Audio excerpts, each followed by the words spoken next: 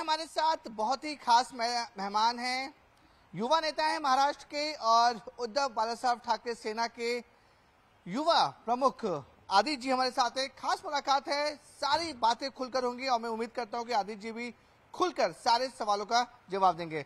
आदित्य जी बहुत बहुत शुक्रिया हमसे बात करने के लिए। धन्यवाद। आदित्य जी, पहला सवाल ये रहेगा कि 2019 का चुनाव और 2024 का चुनाव कितना डिफरेंस है? बहुत डिफरेंस है। 2019 में भी हमने भाजपा पे विश्वास रखा था, पूरे देश ने भाजपा पे विश्वास रखा था।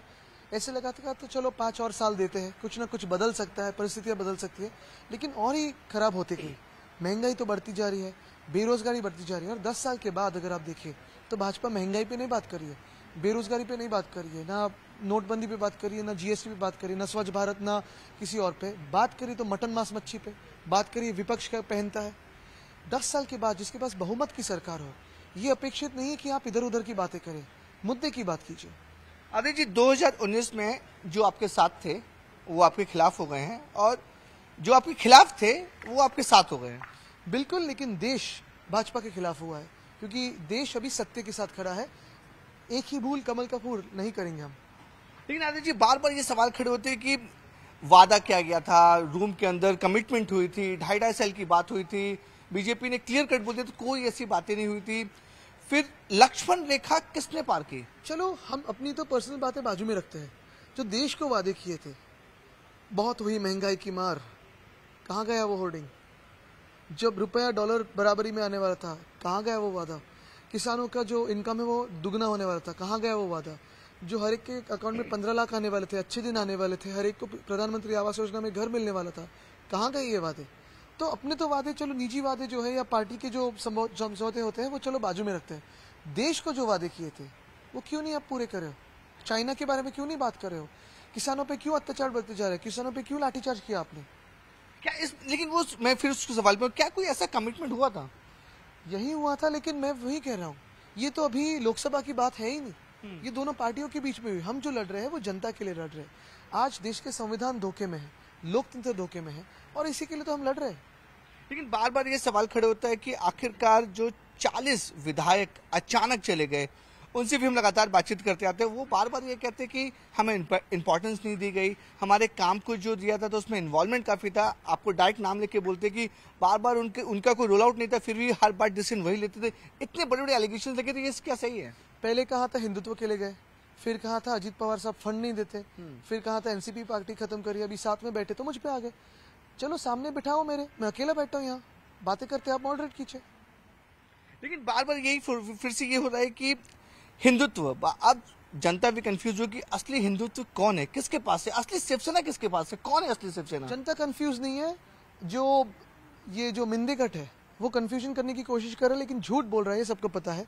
अगर इतनी हिंदुत्व की बात है तो जिस आमदार ने, जिस विधायक ने गणपति बप्पा की मिरौनुक में लोगों पे फायरिंग करने की कोशिश की, बंदूक दिखाई, उसको अपने सिद्धिविनायक का ट्रस्ट का प्रेसिडेंट बनाया, ये आपका हिंदुत्व है? जो इकबाल मिर्ची के दोस्त है उसको भी आपके पार्टी में लिया, जो दाऊद के पार्टनर थे उनको आपने पार्टी में ले लिया, तो ये क्या आपका हिंदुत्व होता है? लेकिन ये आप जब भी महाराष्ट्र के जो मौजूदा सीएम एकनाथ शिंदे, कभी आप उनका नाम, पूरा नाम और कभी नाम सही चीज, हमेशा मिंदे बोलते हैं, ऐसा क्यों? जो डरपोक है उनके बारे में क्या नाम ले? डरपोक का नाम हम महाराष्ट्र में लेते नहीं है। ये स्वाभिमान की भूमि है, ये आप देखें तो हिम्मत की भूमि है, साधु संतों की भूमि है, छत्रपति शिवराय की भूमि है। यहाँ डरपोक को स्थान नहीं है। आदित्य जी, आप इतने रैली कर रहे हैं, इतने सपोर्ट्स आपको मिल रहा है, सिंबल 25 साल से जो सिंबल आपके साथ था, हृदय सम्राट बाला साहब ठाकरे के साथ था, उद्धव जी के साथ था, ये 25 साल बाद वो सिंबल अचानक चेंज हो गया, तो क्या लग रहा है कि पब्लिक सिंबल को लेकर कंफ्यूज होगी? क्योंकि धनुष्वान लोगों के मन, दिल, दिमाग में बैठा हुआ है। बिल्कुल, कई दिनों के लिए, चंद लम्हों के लिए वो गए हैं चोरों के हाथ में, लेकिन हमारी मशाल जो है वो देश में जो आज अंधकार देख रहे हो आप, उसको दूर करेगा। उद्धव जी ने काफी इमोशनल, उस दिन मैं उनके भाषण सुना था कि उन्होंने कि पर्सनल अटैक हुए उनके ऊपर, उनको बोले कि नकली शिवसेना है, नकली संतान है। इस तरीके के बयान को आप कैसे देखते हैं? मुझे लगता है बहुत ही दुर्भाग्यपूर्ण है कि देश के प्रधानमंत्री हमारे राज्य में आके, ये सब बाहर के लोग हमारे राज्य में आके नकली सेना को नस्ली सेना को, नकली राष्ट्रवादी को नस्ली राष्ट्रवादी को, जिन्होंने हमारी पार्टी फोड़ी, वो ऐसे बयान कर रहे हैं। चलो ये भी कम नहीं है तो पवार साहब को भटकती आत्मा, जिसका बहुत ही नेगेटिव कॉनोटेशन होता है, बहुत ही गंदा कॉनोटेशन होता है, और उद्धव साहब को नकली संतान, ये हम हमारी दादा और दादी का अपमान मानते हैं। और ये आपको आके हमारे परिवार का, महाराष्ट्र का अपमान करने की जरूरत क्या है? 10 साल के काम दिखाइए। इतनी निजी बात पे जा रहे हो, नकली संतान कह रहे हो। ये इस लेवल पे गिरना मुझे नहीं लगता किसी के लिए मुमकिन होगा जो आज हो रहा है। लेकिन पीएम मोदी उन्होंने ये भी कहा कि अगर कभी भी ठाकरे फैमिलीज को कुछ भी क्राइसिस होगी, सबसे पहले वो आएंगे। मुझे लगता है हम हमारे बारे में नहीं सोच रहे हैं, महाराष्ट्र के बारे में सोच रहे हैं। और बीजेपी ही वो पार्टी है जो महाराष्ट्र को खत्म करना चाहती है। महाराष्ट्र के बारे में उनके मन में इतनी द्वेष है, विष है, वो दिख रहा है। पीएम मोदी ने न्यूज 18 इंडिया के एक्सक्लूसिव इंटरव्यू में कहा था कि हिंदू मुस्लिम में कोई भेदभाव नहीं रखते हैं। अगर वो हिंदू मुस्लिम भेदभाव रखेंगे तो ये सब कुछ राजनीति है वो जो छोड़ देंगे। फिर राजस्थान का भाषण कौन सा था? आज का भाषण कौन सा रहा? तो फिर किस बयान को हम माने? जैसे हमारे बारे में भी एक बार कहते प्यार है, एक बार कहते नकली संतान है, तो किस बयान को हम माने ये तो पता है। और इसलिए जो जुमले थे 2014 के, उसको सिर्फ रीबैंड किया गारंटी करके, लेकिन विश्वास रखना मुमकिन नहीं। अरे कभी कोई ऐसा मतलब बहुत ही फ्यूचरिस्टिक क्वेश्चन पूछ रहा हूँ कि क्या आपको लगता है कि इन फ्यूचर आप बीजेपी के साथ हाथ मिला सकते हैं, उद्धव जी हाथ मिला सकते हैं, फिर से जो 25 साल पुराना गठबंधन है, क्या पॉसिबल है? देखिए 25 साल का जो हमारा गठबंधन था वो वाजपेयी साहब, अडवाणी साहब, महाजन काका, मुंडे काका के बीजेपी के साथ था। उसी गठबंधन में बहुत सारे जैसे यहाँ के लोग हैं, जैसे गोपाल शेट्टी जी हो, विनोद तावड़े जी हो, प्रकाश मेहता जी हो, राज पुरोहित जी हो, पूनम महाजन हो, ये सारे लोग थे। आज वो कहाँ है? आज जो 5 प्रमुख चेहरे हैं भाजपा के महाराष्ट्र में, तो ये सारे के सारे भ्रष्ट लोग हैं। 2019 के बाद के इम्पोर्ट है, 2022 के इम्पोर्ट है। तो किस भाजपा की बात कर रहे हैं? और फिर दूसरी बात यही रहती है, सबसे अहम बात यही है कि जो संविधान के विरोधी है, जो डॉक्टर बाबा साहब अम्बेडकर के विरोधी है, जो लोकतंत्र के विरोधी है, उनसे समझौता नहीं हो सकता। कभी नहीं, कभी नहीं। जब तक संविधान के खिलाफ भाजपा है, जब तक लोकतंत्र के खिलाफ भाजपा है, इस तानाशाही वाले भाजपा से हो नहीं सकता। अगर शिंदे कैंप या फिर जो 40 विधायक छोड़ के गए हैं वो वापस मातोश्री आना चाहें तो? बिल्कुल दरवाजे बंद है, खिड़कियां बंद है, ना कोई गैप, ना कोई पीप होल। कुछ भी चांसेस? देखिए कैसे है कि बहुत अपने इतिहास में, अगर राजकीय इतिहास देखें अपने देश का, तो बहुत सारे ऐसे लोग हैं जो लोग पार्टियां बदलते हैं खुद के एम्बिशन के लिए हो। कभी कुछ विचारधारा बदल जाए तो जाते हैं, कभी आते हैं वापस। लेकिन एक सभ्यता होती है, एक संस्कृति होती है कि आप अपने पद का, अपने चुनावी पद का इस्तीफा दीजिए, चुनाव लड़िए, जीते तो आप वहाँ खुश रहिए। आज अगर वो आप बात देखें तो ये 40 जो लोग गद्दार भाग के गए वो डरपोक थे, और डरपोक को शिवसेना में स्थान नहीं है। ये जो गंदी राजनीति कर रहे थे, जिस तरह वो गुजरात भाग गए, गुवाहाटी भाग गए, जिस समय पे उद्धव जी ने इस्तीफा दिया, तब गोवा के टेबल पे आपने देखा होगा किस स्थिति में नाचे। कैसे कौन टेबल पे नाचता है? जैसे बार डांस चल रहा हो वैसे कुछ नाचे ये लोग।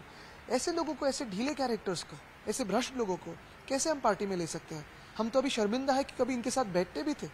और आगे जाके आपने देखा होगा कि 2.5 साल में महाराष्ट्र खत्म करने की जो बात की है, ना दया, ना माया, ना क्षमा, कुछ। आदि जी, अब मैं ना किसी शख्स का नाम बोलूंगा, आपको उसके बारे में डिस्क्राइब करना है।